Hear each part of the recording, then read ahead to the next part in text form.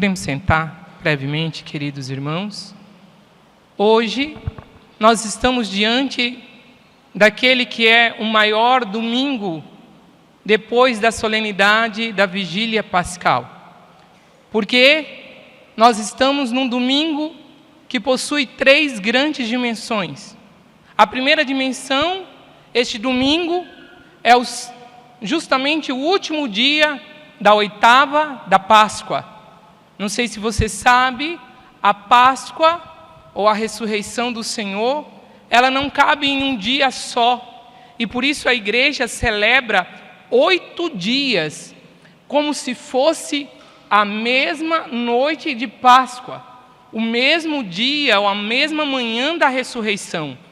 Os 8 dias que nós celebramos desde domingo passado até hoje, nós ouvimos todos os dias o relato da ressurreição do Senhor, como se fosse a manhã da ressurreição. Não só isso, durante todos esses dias cantamos o Glória.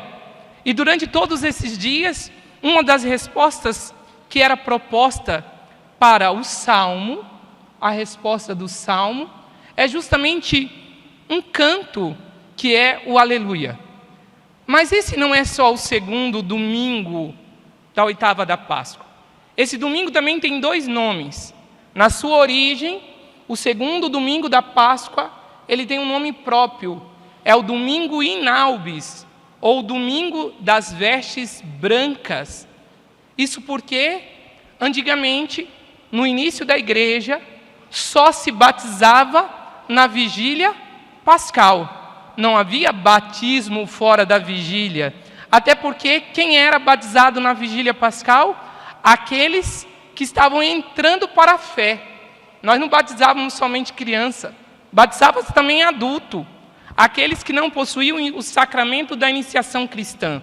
E quais são mesmo os 3 sacramentos da iniciação cristã? Batismo, Eucaristia e Crisma.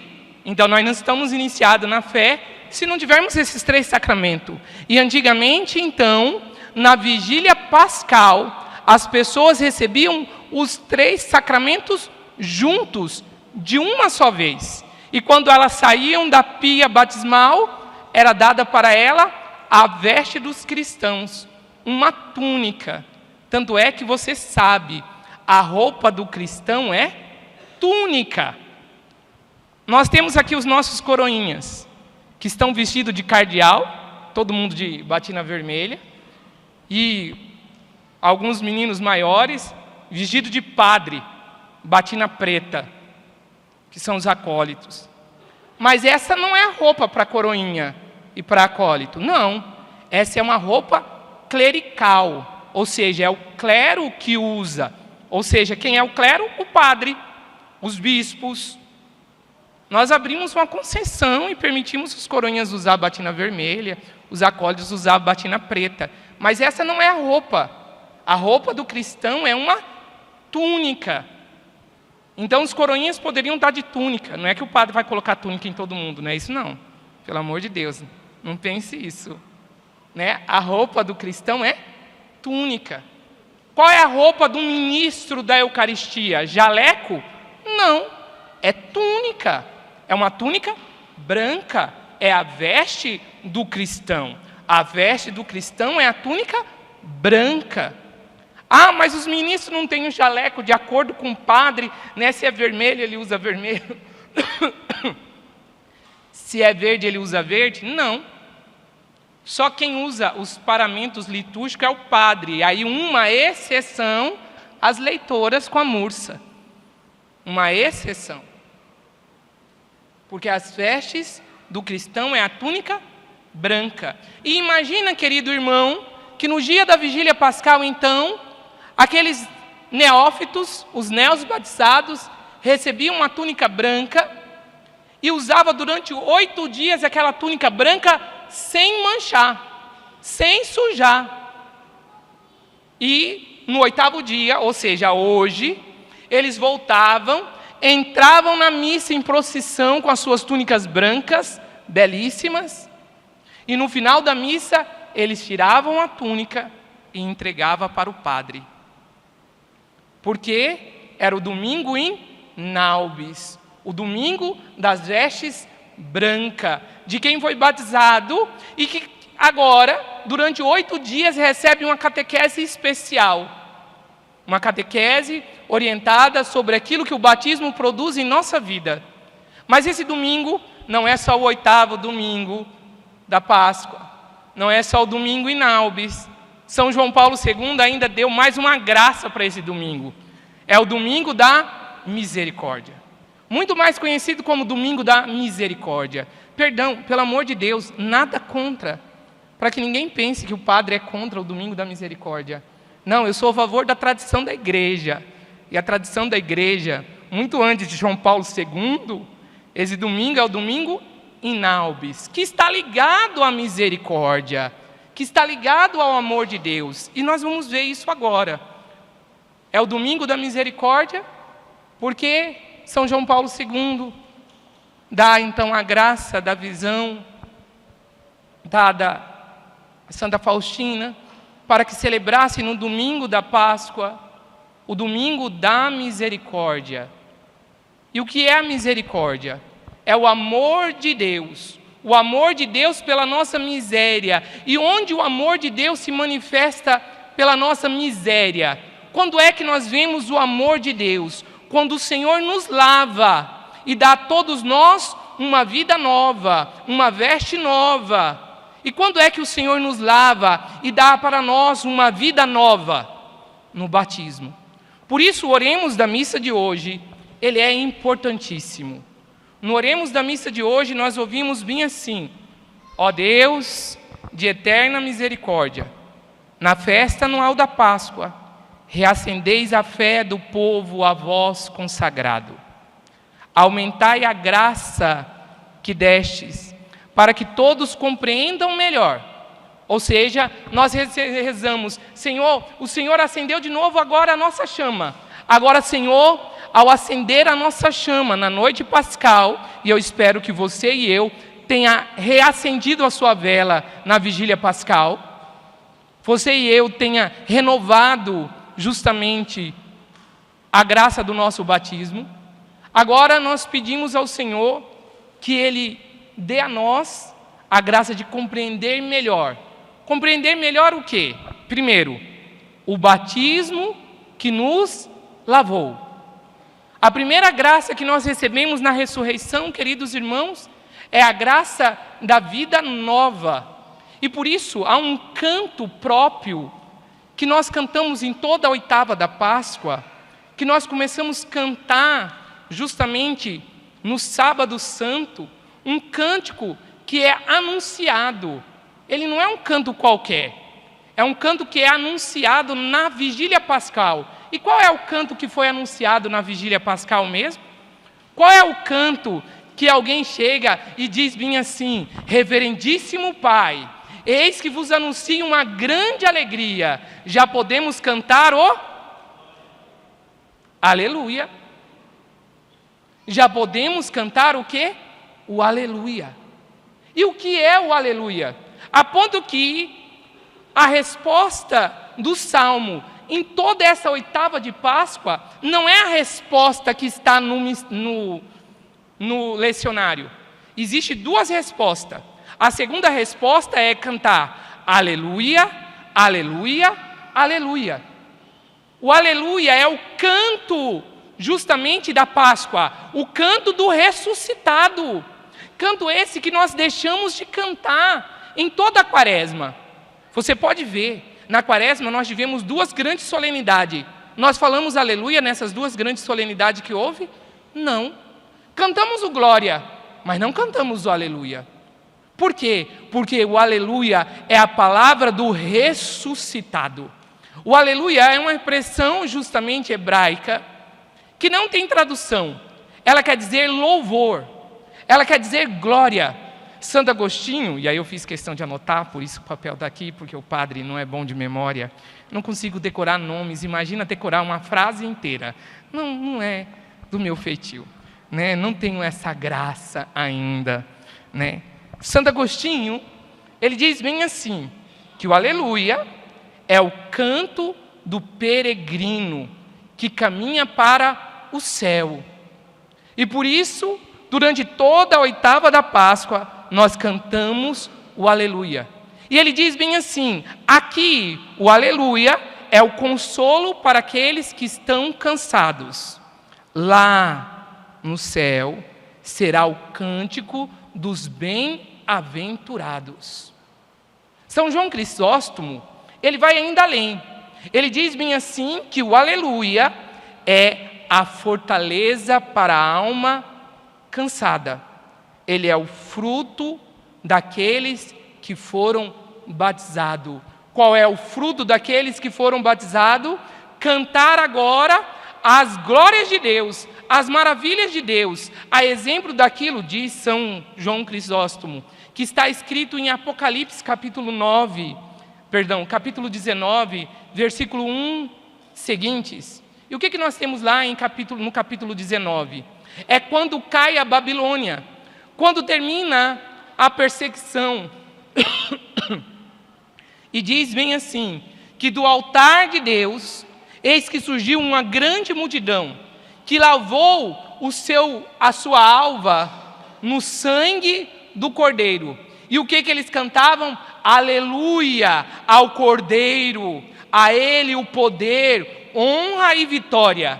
O aleluia é o canto dos ressuscitados. Por isso é um canto importantíssimo, que está antes da aclamação do Evangelho, e que de maneira toda especial, nesta Páscoa, nós cantamos ele com muito fervor, porque é o canto daquele que recebeu uma vida nova. E eu e você, queridos irmãos, nós recebemos uma vida nova no batismo. Todos nós hoje somos convidados justamente a reentender qual foi a graça do batismo. Qual é a graça do batismo? Eu e você agora temos um canto do ressuscitado. Eu e você agora tem um louvor que não cessa jamais. São João Crisóstomo ainda ele diz bem assim: quer fugir das tentações? Proclame todos os dias na sua vida o aleluia. É o canto daquele que foi ressuscitado. Queridos irmãos, eu e você, no dia do nosso batismo, nós ganhamos a vida nova. Eu e você fomos justamente lavados e trazemos todos os dias a nossa alva branca. Trazemos todos os dias a veste dos batizados, que nós fomos convidados a guardar por 8 dias, mas não só por 8 dias, para todas as vidas. As nossas vestes têm que estar branca. E se não está branca, existe um lugar, um oceano da misericórdia de Deus, que nós podemos lavar as nossas vestes. E que lugar é esse? O confessionário. A confissão é onde nós podemos transformar a nossa alva, que foi suja pelo pecado, e lavar de novo no sangue do Cordeiro. Sangue esse que sai do coração de Jesus. Ali nós temos o quadro de Jesus misericordioso. E do seu coração sai o quê? Justamente 2 raios, um azul e um vermelho, que expressa justamente o sangue e a água que sai do coração de Jesus. Sangue esse que nos lava e nos purifica. Água essa que é a água do batismo, que todos nós recebemos. Mas, queridos irmãos, nós que fomos batizados e renovamos o nosso batismo, não só fomos lavados, nós também recebemos, segue e oremos da missa dizendo bem assim, para que compreendamos o Espírito que nos regenerou. No dia do nosso batismo, todos nós recebemos o Espírito Santo, através do óleo, justamente da unção com óleo do crisma. Mas eu não sei se você reparou, depois nós recebemos de novo essa unção, com óleo do crisma, no dia da confirmação. Mas por quê? Nós já recebemos o Espírito Santo ali no batismo. Por que agora, no dia do crisma, para que esse sacramento do crisma? Por que sermos ungidos mais uma vez? Lembremos que no dia da unção, no dia do nosso batismo, a primeira unção com óleo do crisma é para que você e eu sejamos templos do Espírito Santo. Então você e eu, com a graça do batismo, nos tornamos templo do Espírito Santo. Nós fomos separados. Você e eu, nós somos separados para Deus. O seu corpo não pode mais, na sua vida não pode mais haver o pecado. Você e eu somos templos de Deus. E poderíamos perguntar o que nós estamos fazendo desse templo de Deus. Mas não só somos templo. Quem aqui recebeu, por favor, o crisma? Levante a mão. Quem é crismado? Muito bem. No nosso crisma, nós recebemos agora uma segunda graça. Qual é a segunda graça? Não somos só separados. Agora a nós é dado a graça de sermos enviados, sermos outro Cristo, sermos presença de Deus. Aquilo que nós ouvimos claramente no Evangelho de hoje. Se nós prestamos atenção no Evangelho de hoje, Jesus ressuscitado, quando aparece no meio dos seus discípulos, qual é a primeira coisa que ele faz? Ele reclama porque todo mundo o abandonou na cruz? Não. Repare, Jesus é misericordioso. Ele é bondoso. Ele não começa reclamando. Ele não começa murmurando. Ó, vocês me abandonaram. Não. Ele começa dizendo bem assim: a paz esteja convosco. E ele repete pela segunda vez: a paz esteja convosco. Da mesma forma que o Pai me enviou, eu também vos envio. Queridos irmãos, a graça do ressuscitado faz com que nós saiamos da missa e sejamos enviados. A graça do nosso batismo, o batismo que nos lavou, é para que nós também sejamos outro Cristo para o mundo. E vale perguntar para cada um de nós: o que nós estamos sendo? Nós que fomos lavados no oceano da misericórdia de Deus, estamos sendo enviados ao mundo? Estamos saindo e também levando a misericórdia, o amor de Deus? Estamos levando o Espírito Santo que nos regenerou? Mas não somente isso. Segue o oremos da missa. Oremos ainda diz assim: e o sangue que nos redimiu. E que sangue é esse? A Eucaristia. Na Eucaristia, nós somos redimidos por Deus. Na Eucaristia, a nós é dado agora a graça de sermos outro Cristos, de vivermos como Cristo. A exemplo daquilo que nós ouvimos na primeira leitura de hoje. Repare, na primeira leitura de hoje, nós temos a imagem de Pedro, que as pessoas acorriam até Pedro, para que ao menos a sua sombra passasse sobre ela, para que elas fossem curadas. Pedro agora é outro Cristo. Por isso, a nossa devoção à imagem do Papa. O Papa é Pedro, o mesmo Pedro que todos correm. Basta você ver.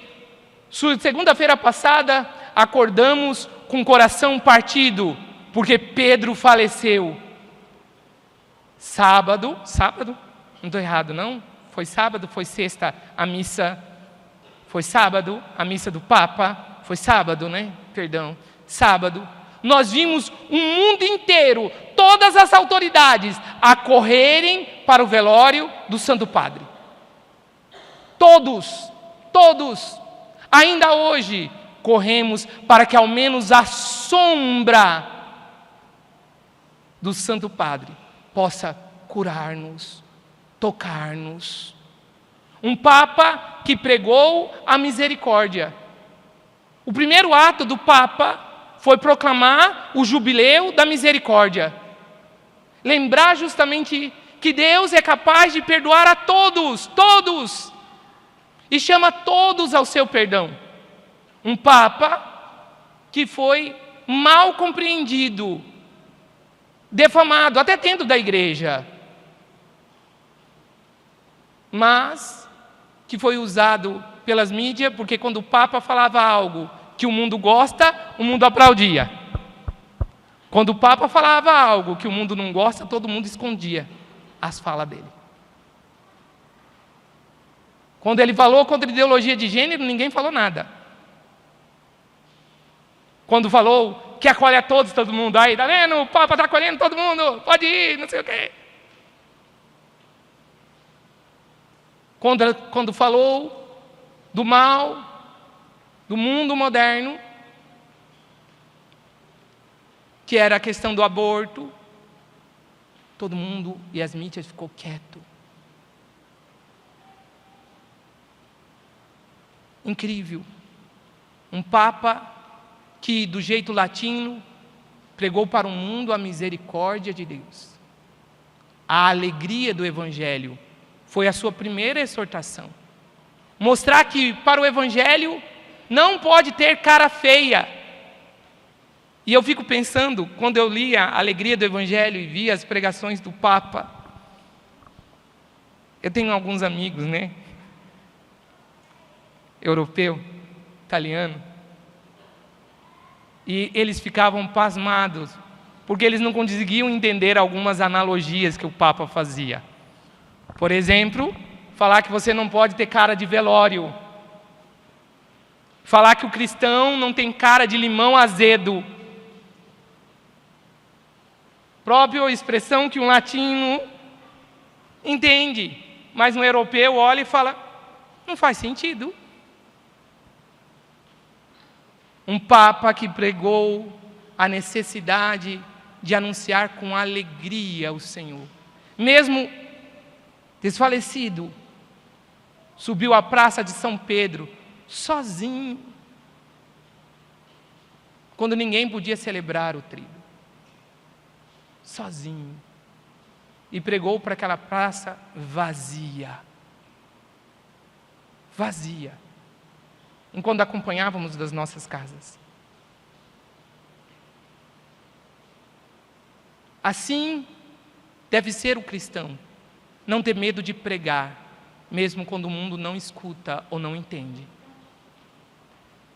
Esta é justamente a nossa vocação. E repare, as pessoas na primeira leitura corriam para tocar ao menos em Pedro, ou que a sua sombra passasse sobre eles, porque nós somos pessoas de toque. Não é à toa que quando nós temos procissão as pessoas querem tocar, que seja na imagem, no Santíssimo. Nós precisamos tocar. Nós somos pessoas que trabalham com sentidos, e o sentido nos ajuda justamente a crer melhor. Os nossos irmãos evangélicos não entendem isso. E eles olham para esse ato nosso e falam, piedismo, algo errado. Mas repare, está lá na Sagrada Escritura. Nós ouvimos na primeira leitura. O povo já ia, ao menos, para que a sombra de Pedro passasse. Queridos irmãos, a igreja ainda está viva. Pedro continua a reinar sobre o trono da igreja e espera que cada um de nós sejamos capazes de sermos arautos desta boa nova, desse anúncio do Senhor. O batismo deve nos levar a essa ousadia de levar Cristo e ser presença de Cristo para o mundo. Há uma cena na imagem do Papa que me marcou muito. Todos nós lembramos quando o Papa, no primeiro momento em que ele foi fazer as confissões no Vaticano, ele, depois que terminou o ato litúrgico, ele era para ser direcionado ao seu confessionário, e o Monsenhor Guido Marini, que não era bispo naquela época, estava conduzindo ele. Não sei se você viu essa cena. E quando o Monsenhor está conduzindo ele meio que bate na mão do Monsenhor e vira e vai para o outro lado. O Monsenhor Guido fica sem saber o que fazer e o Papa vai para o outro confessionário se confessar. Eu fiquei olhando para aquilo e falei, nossa, que bonito. Mas, ao mesmo tempo, eu fiquei pensando, o cerimoniário deve estar com muita raiva no coração. Porque qualquer cerimoniário não quer que o padre fuja daquilo que ele deve fazer. E não foi à toa.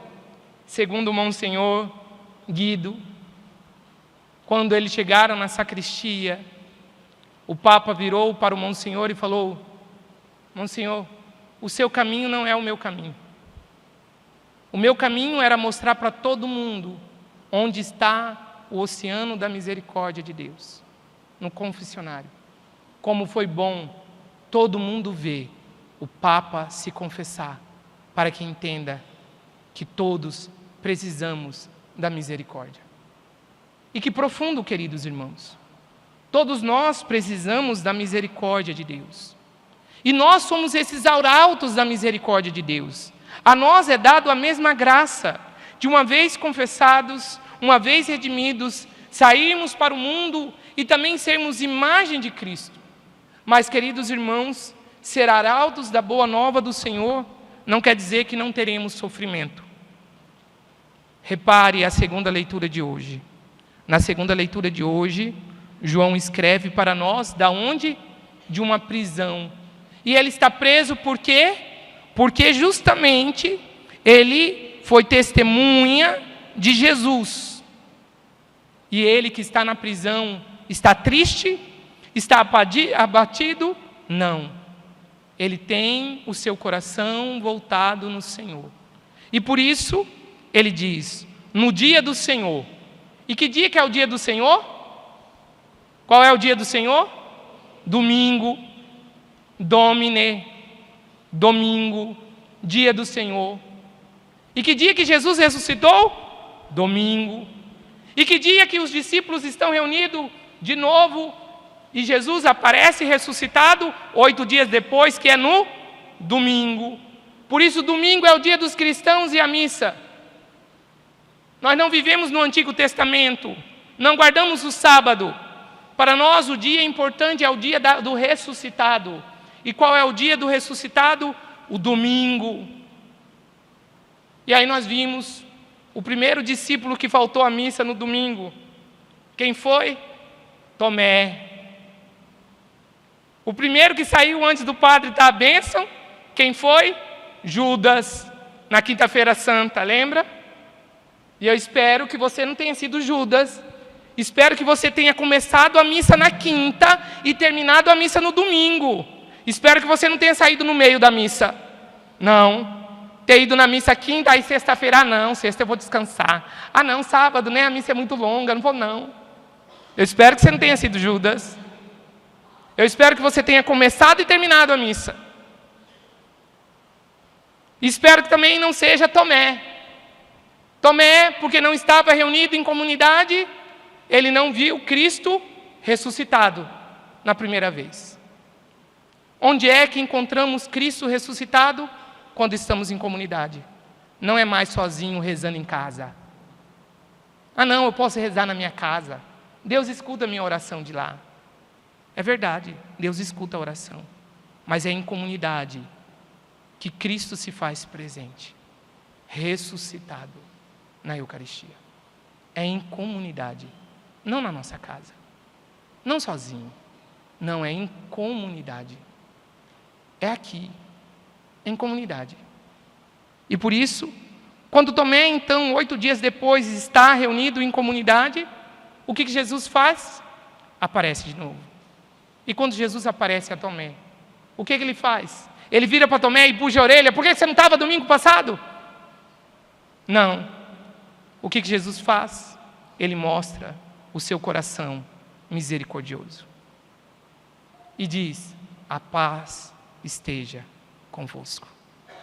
E olha no mais profundo do coração de Tomé. E no coração de Tomé, ele vê todos nós.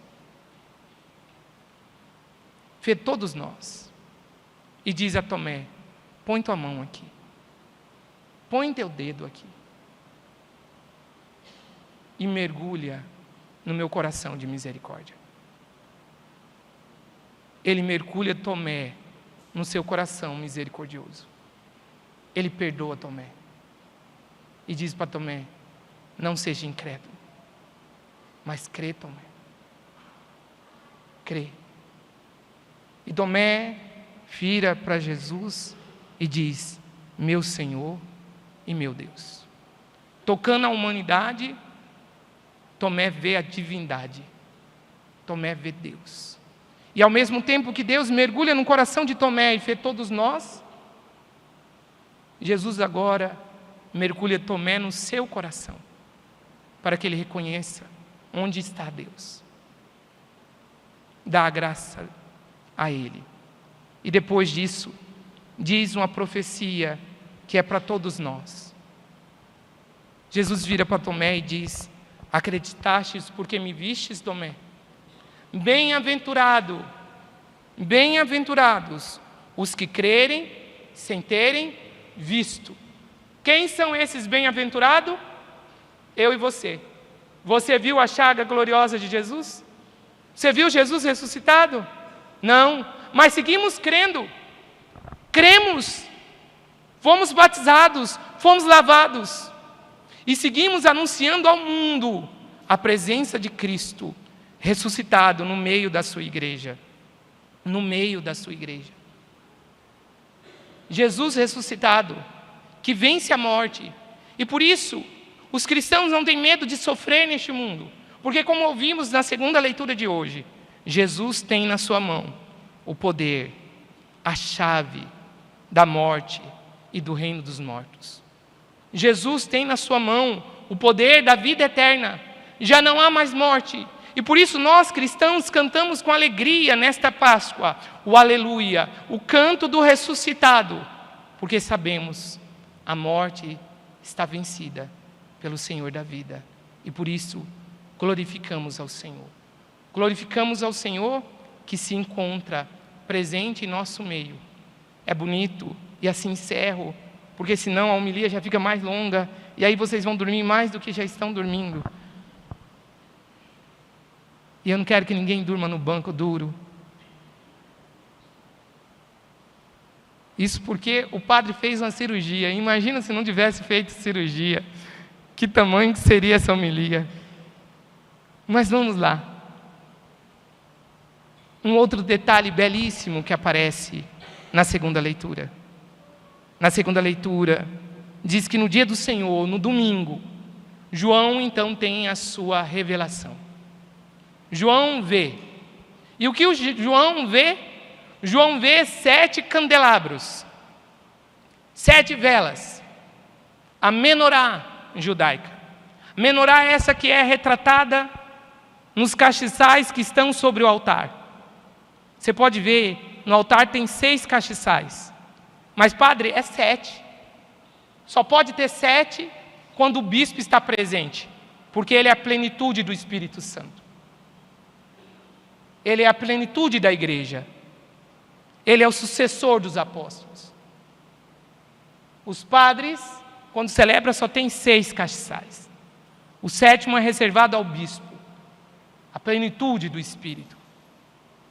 Por isso vocês vão ver, o dia que o bispo vir celebrar aqui, no altar terá 7 castiçais, e não 6. Mas, esses 7 castiçais também é a imagem daquilo que nós recebemos no nosso batismo. No dia do nosso batismo, nós não recebemos uma vela? Recebemos uma vela. A vela está aqui do lado, o círio, que é justamente o símbolo de Cristo, a luz de Cristo. A vela de Cristo no nosso meio. Queridos irmãos, essas 7 velas também representam a 7 igrejas. Pode depois, chega na sua casa, continue lendo o Apocalipse. Você vai ver, depois dessa visão, João falar e escrever para 7 igrejas. Cada uma das igrejas é uma dessas velas. É um desses candelabros. Deve ser a luz de Cristo. E eu e você somos igreja. Eu e você fomos batizados. Eu e você também temos que manter as chamas da nossa fé acesa diante do mundo, para que verdadeiramente sejamos glórias do Senhor. E do mesmo jeito que João escreve para 7 igrejas, ele escreve para glorificar a 7 igrejas. Você que já leu o Apocalipse, ele escreve para glorificar a 7 igrejas? Não. Ele começa a reclamar de cada uma das igrejas. Ele fala bem assim: e tu? Acha que vai ser elevado até o céu? Não, será jogado no inferno. Se não manter a chama de Cristo acesa. Se não manter a presença de Cristo. E da onde que Cristo aparece ressuscitado? Do meio das 7 igrejas. para que todos nós entendamos que é na igreja que encontramos Cristo ressuscitado, ressurreto. Por isso, queridos irmãos, que nós possamos, nesse domingo da misericórdia do Senhor, voltarmos para o oceano da sua misericórdia, que é a igreja. Voltarmos justamente a beber da sua misericórdia dentro desta comunidade, para que as nossas chamas estejam acesas quando o Senhor voltar. Para que a graça do nosso batismo não se apague, e assim possamos viver todos os dias como ressuscitado, vivendo aquilo que o Senhor sonhou para nós. E o que o Senhor sonhou para nós?